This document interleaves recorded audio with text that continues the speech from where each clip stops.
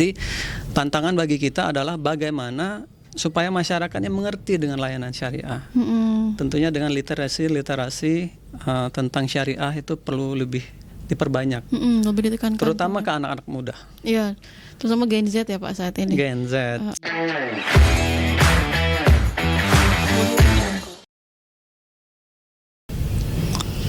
Assalamualaikum warahmatullahi wabarakatuh.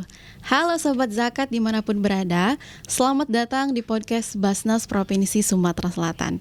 Ruang inspirasi, tempat kita menebar keberkahan dan juga berbagi kebaikan.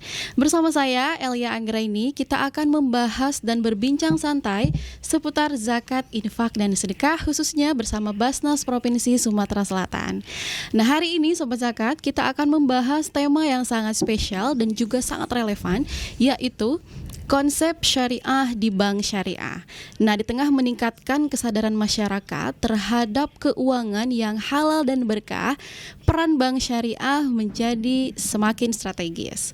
Untuk mengupas tuntas tema yang sangat spesial ini, telah hadir bersama kita seorang narasumber yang sangat spesial dan juga kompeten di bidangnya, yakni Bapak Tian Kedaumpu Yamin STME. Nah, beliau ini adalah selaku praktisi dari Bank Sumsel Syariah yang akan berbagi wawasan bersama kita tentunya, serta pengalaman seputar implementasi konsep syariah dalam dunia perbankan. Oke Sobat Zakat, mari kita sapa bersama-sama narasumber kita pada hari ini. Assalamualaikum warahmatullahi wabarakatuh Bapak. Waalaikumsalam warahmatullahi wabarakatuh. Selamat pagi Mbak Elia. Selamat pagi Pak Tian. Oke, gimana kabarnya nih Pak? Alhamdulillah sehat walafiat. Alhamdulillah sehat. Bagaimana perjalanannya Pak menuju ke Basnas Provinsi Sumatera Selatan ini? Sangat lancar karena ini sudah hampir jam 10 ya. Oke, udah lumayan siang ya. Udah nggak terlalu macet, tidak seperti yang pagi yang sangat hektik mungkin Pak ya. Betul. Oke Pak Tian, untuk awal segmen ini sebagai pembuka nih Pak, bisa dijelaskan dulu apa saja nih prinsip utama yang akan menjadi dasar operasional bank syariah. Boleh Pak dijelaskan? Oke.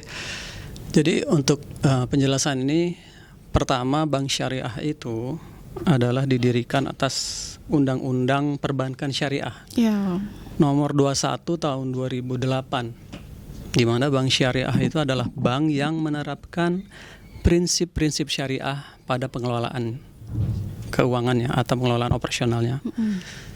Jadi prinsip syariah yang kami ketahui itu pertama adalah prinsip keadilan, kemudian kedua adalah universal, dan yang ketiga adalah prinsip kemaslahatan.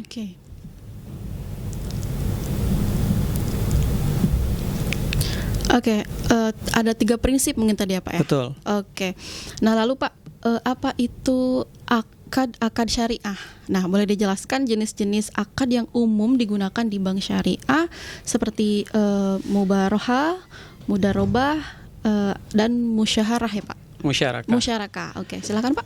Jadi kami jelaskan dulu bahwa sebelum sampai ke situ, fungsi utama dari perbankan itu adalah sebagai lembaga intermediasi. Intermediasi itu maksudnya adalah lembaga atau perbankan itu mengumpulkan atau menghimpun dana dari pihak ketiga atau masyarakat, selanjutnya menyalurkan kembali dana tersebut ke masyarakat dalam bentuk pembiayaan. Nah, akad-akad tadi akan sangat tergantung daripada produk-produk yang dikeluarkan oleh bank syariah. Sebagai contoh, pada produk tabungan atau produk tabungan di bank syariah itu ada 2 akad, yaitu pertama akad wadiah. Wadiah itu dalam artinya itu titipan artinya nasabah itu hanya menitipkan dana tersebut ke bank syariah. Itu artinya di Sumsel Babel Syariah juga ada tabungan syariah itu. Tabungan yang bersifat wadiah itu adalah tabungan kafah. Tabungan kafah namanya Pak ya. Kemudian untuk pembiayaan juga ada akad-akad tersebut. Contoh, untuk pembiayaan KPR atau kepemilikan rumah, itu kita menganut akad murabahah. Oke, murabahah. Akad murabahah itu adalah jual beli. Itu yang membedakan kita dengan bank konvensional. Saya kasih ilustrasi seperti ini. Kalau seandainya kita di bank konvensional, seandainya ada nasabah yang ingin memiliki rumah senilai 500 juta umpamanya seperti itu. Jadi 500 juta itu kalau yang berlaku secara umum harus memiliki DP senilai 20% misalnya. Jadi nasabah harus memiliki DP 100 juta.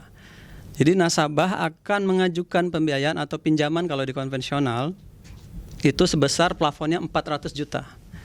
Kalau kita kasih tenor atau jangka waktu 12 bulan, maka kalau di bank konvensional 400 juta itu dibagi 12 bulan itu adalah pokok pinjaman. Pokok pinjaman. Ya. Kemudian sisanya adalah bunga. Kalau di perbankan konvensional itu ada bunga. Misal 10%. Jadi 10% dikali 400 juta dibagi 12 bulan itu adalah bunga pinjaman. Jadi angsurannya itu kalau misalnya kita kalkulasi mungkin dia harus membayar 440 juta. Dari yang tadi 400 juta. 400 juta adalah pokok, kemudian 40 jutanya adalah bunga pinjaman. Jadi total yang harus dia bayar dalam 12 bulan adalah 440 juta. Di bank syariah kita tidak mengenal adanya bunga. Jadi sebagaimana firman Allah di dalam surat Al-Baqarah ayat 215, wa ahallallahu al-bai' wa harramar riba. Jadi Allah menghalalkan jual beli dan mengharamkan riba. Jadi konsep KPR di dalam syariah tadi, bank yang membeli dulu. Membeli dulu rumah tadi. Misalnya rumah yang harga 500 juta, DP 100 juta, berarti 400 juta. Nah, bank membeli rumah itu senilai 400 juta. Tapi bank menjual kembali kepada nasabah dengan margin senilai 40 juta. Kalau kita kalkulasikan sama. Jadi 400 plus 40 juta jadi 440 juta. Kemudian kita jual belikan ke nasabah dan nasabah akan mengangsur dari 440 juta dibagilah 12 bulan. Sama. Tapi konsepnya berbeda. Makanya kalau di bank syariah itu kita menganut prinsip-prinsip syariah sesuai dengan Al-Quran dan hadis. Al-Quran dan hadis. Ya, seperti itu contohnya. Lalu yang mudarabah tadi seperti apa itu? Kalau mudarabah sama, itu adalah perjanjian kerjasama atau akad kedua belah pihak, di mana masing-masing pihak itu bertindak sebagai penyandang dana dan pihak lain adalah pengelola dana. Kalau kita istilahkan di dalam itu sahibul mal itu adalah pemilik dana, mudharib adalah pengguna dana. Kalau di dana pihak ketiga itu kita ada namanya deposito, ya. Jadi deposito itu ada nasabah yang ingin menyimpan dananya di bank, tapi ingin ada bagi hasilnya. Jadi nasabah tersebut bertindak sebagai sahibul mal, dan Bank Sumsel Babel Syariah bertindak sebagai mudharib atau yang mengelola dana. Itu pun mudarabah dibagi juga menjadi dua. Pertama mudarabah mutlaqah, kemudian mudarabah muqayyadah. Kalau mutlaqah itu perbedaannya yang memberikan dana itu tidak ikut campur terhadap pengelolaan dananya. Misal, walaupun di bank itu tidak ada dana tersebut yang digunakan untuk hal-hal yang bersifat judi, horor, ya. Tapi kalau di muqayyadah, nasabah itu berhak untuk mengetahui dana yang dia simpan digunakan untuk apa. Misal, kami simpan dana di sini 500 juta. Tapi mohon penggunaannya untuk sekolah atau untuk pesantren atau rumah sakit, dia tentukan. Itu yang namanya muqayyadah. Tapi kalau mutlaqah dia serahkan penuh ke Bank Sumsel Babel Syariah untuk mengelola.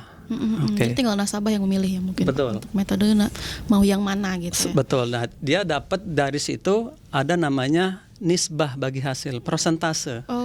Persentase pengelolaan. Misalnya bank dapat persentase 45%, nasabahnya dapat nisbah 55% dari pengelolaan. Masya Allah. Oke Pak. Dan untuk yang apa yang terakhir tadi Pak? Mudarabah. Iya. bukan musyarakah. Musyarakah. Kalau musyarakah itu kedua pihak melakukan akad kerjasama, tapi masing-masing pihak memiliki share atas modal tersebut. Biasanya kita menggunakan akad ini untuk misalnya pembiayaan kontraktor yang akan mengerjakan proyek-proyek konstruksi. Jadi nasabah itu atau kontraktor itu juga memiliki modal sendiri, tidak mengandalkan 100% modal dari bank. Ini juga akan diatur nisbahnya di depan. Seperti itu, Mbak. Sebagai contoh nih Pak, ketika ada sebuah lembaga nih ingin mentransfer uang melalui bank syariah misalkan, nah itu ada 2 nama di situ Pak, itu menggunakan metode yang mana Pak? Maksudnya gimana? Jadi yang bertanggung jawabnya itu ada atas 2 nama. 2 nama. Itu seperti apa metodenya Pak kira-kira? 2 nama maksudnya yang punya rekening? Ya. Ya, kalau di Bank Sumsel Balba Syariah, dua-duanya itu tergantung. Kalau itu bersifat yayasan misalnya. Yayasan misalnya ada ketua, ada bendahara. Kita lihat di anggaran pendiriannya. Siapa yang berhak untuk melakukan penandatanganan, misalnya pembukaan rekening. Kalau seandainya dibuat di situ misalnya 3 pengurus, misalnya 2 di antara 3, kita tinggal pilih. Misalnya ketua dengan bendahara atau ketua dengan sekretaris. Iya betul. Seperti itu kan? Biasanya ketua dengan bendahara ya. Biasanya seperti itu. Jadi tetap ada disesuaikan dengan anggaran dasar daripada lembaga tersebut. Baik Pak. Nah lalu bagaimana nih Pak Bank Syariah memastikan bahwa semua operasionalnya ini sesuai dengan prinsip-prinsip syariahnya? Boleh, Pak? Jadi di Bank Sumsel Balba Syariah itu atau di Bank Syariah itu kita memiliki Dewan Pengawas Syariah. Dewan Pengawas Syariah itulah yang bertindak sebagai pengawas. Apakah produk atau layanan yang kita berikan itu sudah sesuai dengan prinsip-prinsip syariah, dan kita selalu diawasi secara rutin. Paling tidak 2 atau 1 kali dalam 1 tahun pasti ada. Agar lebih terstruktur mungkin. Betul. Pak, pengawas ini. Lalu apa peran Dewan Pengawas Syariah atau DPS ini dalam sistem bank syariah, Pak? Jadi peran Dewan Pengawas itu adalah memberi masukan terhadap manajemen, dalam hal ini direksi, komisaris, kemudian kepada cabang-cabang juga yang memiliki operasional layanan syariah, agar produk-produk yang diterbitkan kepada nasabah itu semuanya tidak ada yang tidak sesuai dengan prinsip-prinsip syariah. Itu tugas utamanya. Berarti itu tugas utamanya ya Pak ya. Apa saja Pak tantangan utama nih dari mengembangkan bank syariah di Indonesia saat ini Pak? Bagus pertanyaannya. Boleh Pak, silakan. Jadi saya bisa bilang market share transaksi syariah itu di Indonesia, berdasarkan data yang saya baca itu tidak sampai 7%, hanya 6,7 sampai 6,8%. Padahal penduduk Indonesia ini kan sekitar 85-87% dari 229 juta jiwa. Betul. Nah, dari 87% itu yang memiliki umur 15 sampai 65 atau umur produktif itu sekitar 70%. Artinya ada 70% masyarakat Indonesia yang beragama Islam, betul. Tapi market share transaksi keuangan Islamnya hanya 7%. Artinya masih ada 63% lagi orang Muslim yang tidak menggunakan produk dan layanan syariah. Betul, Pak. Ini tantangan yang luar biasa bagi kita. Kalau kita kasih contoh di tetangga sebelah kita lah, tetangga sebelah kita Malaysia, itu masyarakat yang menggunakan produk dan layanan syariah itu sampai 29%. Nah, kita 7%, tidak sampai 7% malah. Jadi tantangan bagi kita adalah bagaimana supaya masyarakatnya mengerti dengan layanan syariah. Tentunya dengan literasi tentang syariah itu perlu lebih diperbanyak, lebih ditekankan, terutama ke anak-anak muda. Terutama Gen Z ya Pak saat ini. Gen Z. Satu lagi sih yang paling penting adalah masih banyak masyarakat itu yang menganggap tidak ada bedanya layanan syariah dan konvensional. Itu yang perlu kita kasih literasi kepada masyarakat. Iya tentu Pak. Oke, lalu bagaimana Pak respon masyarakat terhadap produk-produk bank syariah? Apakah ada miskonsepsi yang umum mungkin Pak? Tadi kembali lagi, banyak masyarakat yang masih menganggap layanan syariah atau bank syariah itu tidak beda dengan bank konvensional. Iya. Padahal bank syariah itu sudah menganut prinsip-prinsip syariah sesuai dengan agama Islam. Sesuai dengan ajaran agama. Betul. Jadi kalau masyarakat mengerti dan sadar bahwa sebagai Muslim harus menggunakan prinsip-prinsip syariah dalam bertransaksi. Oke, berarti kembali lagi ke masyarakatnya ya Pak ya. Pentingnya penanaman literasi. Betul. Oke, lalu bagaimana posisi Bank Syariah Indonesia dibandingkan dengan negara-negara lain yang juga menerapkan sistem perbankan syariahnya Pak? Itu tadi contohnya. Jadi sebagaimana yang saya sampaikan tadi, dengan banyaknya bank syariah di Indonesia, masih belum menambah jumlah transaksi syariah di Indonesia, hanya 6,7% kan. Sementara di Malaysia yang seperti, dan rata-rata Asia lah, Malaysia, kemudian bahkan di negara-negara seperti yang kita anggap bukan Islam ya, itu juga sekarang sudah banyak menggunakan layanan-layanan syariah. Oke, berarti atau perbankan syariah juga tidak masalah ya Pak? Itulah sifat dari bank syariah itu adalah universal tadi. Oke. Jadi transaksi di syariah itu lebih menguntungkan sebetulnya ya, Pak? Kalau mereka mengetahui. Betul Pak.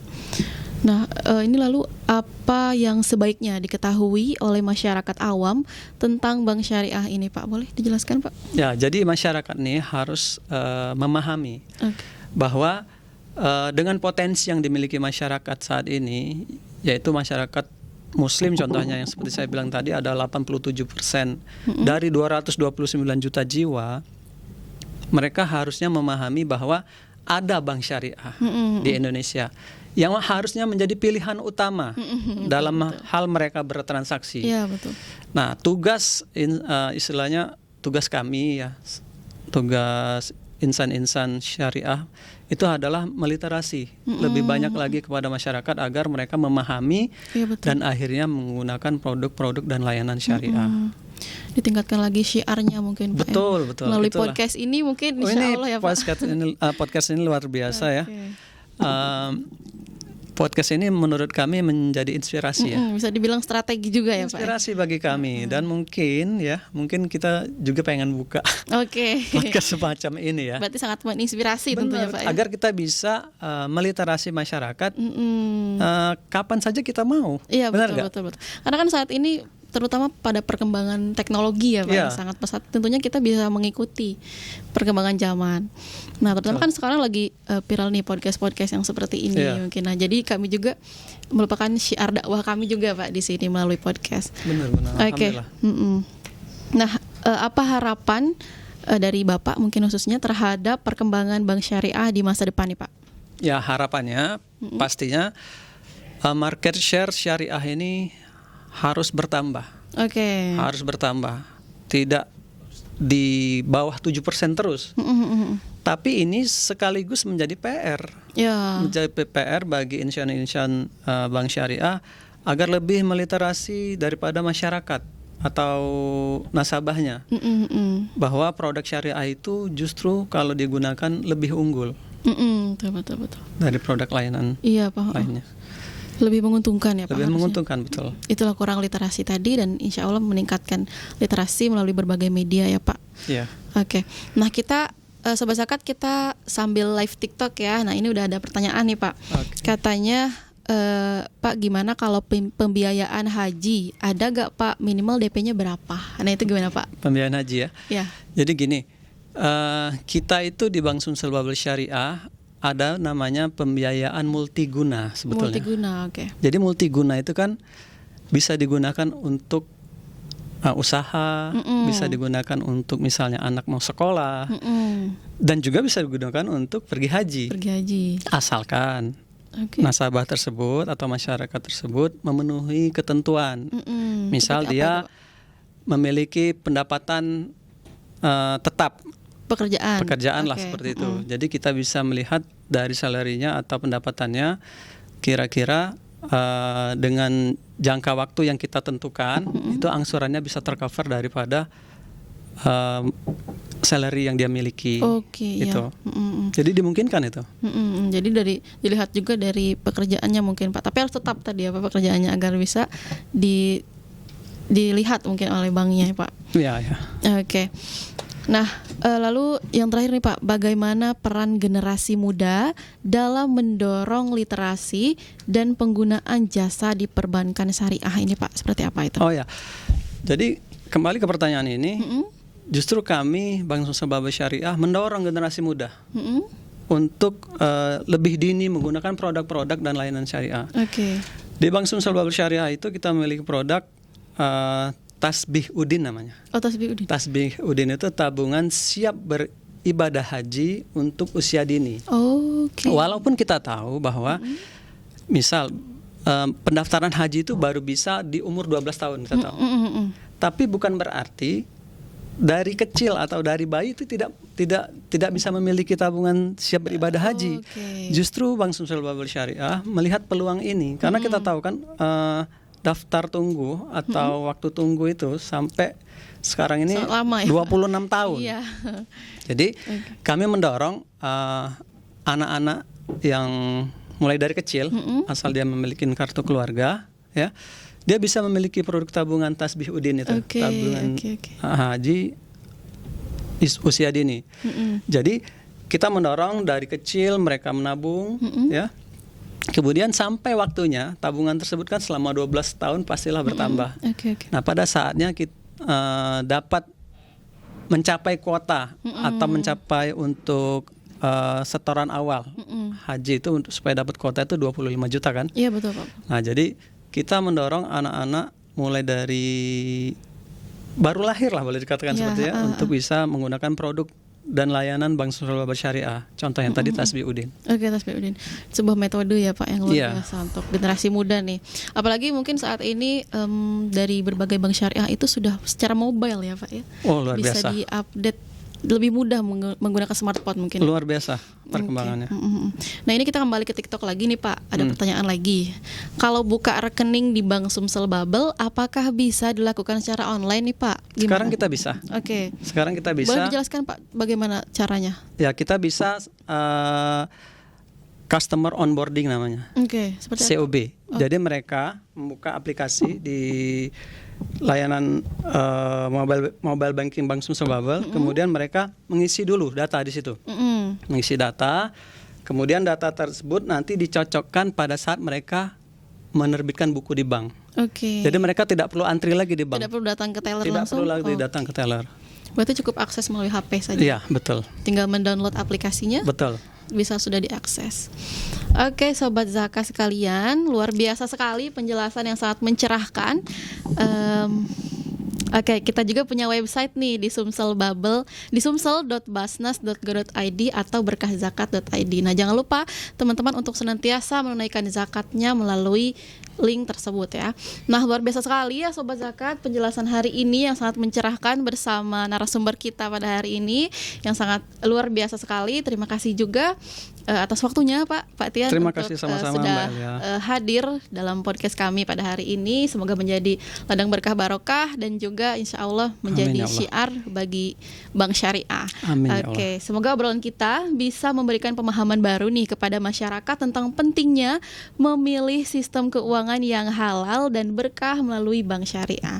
Oke, Sobat Zakat sekalian, terima kasih sudah menyaksikan podcast kita pada hari ini. Sampai jumpa di episode-episode Basnas Provinsi Sumatera Selatan di berikutnya. Oke, saya Elia Anggraini. Terima kasih, pamit undur diri. Assalamualaikum warahmatullahi wabarakatuh. Assalamualaikum warahmatullahi wabarakatuh.